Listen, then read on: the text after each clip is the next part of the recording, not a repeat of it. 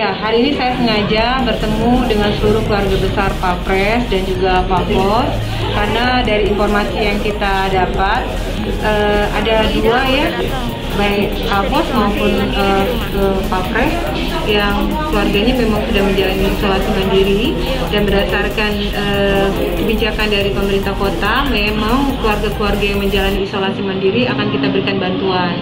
Nah, hari ini kita secara perwakilan dari pihak media, dan juga tentu saja harapan kita selama menjalani proses isolasi mandiri, mereka tetap diberikan kekuatan, ketabahan, dan jangan ragu-ragu, kami pemerintah Kota Palembang tetap akan memberikan support ya, untuk supaya mereka cepat sembuh dari kondisi yang ada. Dan tentu ini menjadi pelajaran kita bersama-sama untuk tetap menjaga kesehatan.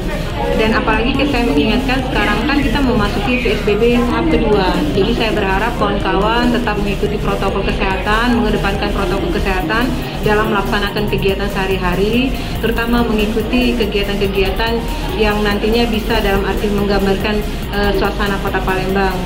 Termasuk kawan-kawan media, baik itu elektronik, media cetak, media sosial. Saya berharap tetap menjaga kesehatan sehingga tidak mendapatkan musibah, misalnya terkena COVID-19 atau COVID-19.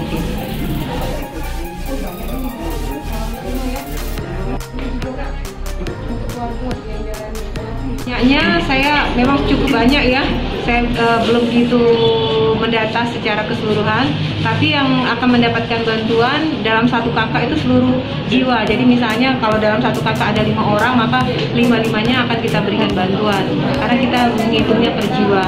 Dan dari informasi yang kita dapat, memang setiap kecamatan ada keluarga yang menjalani isolasi mandiri.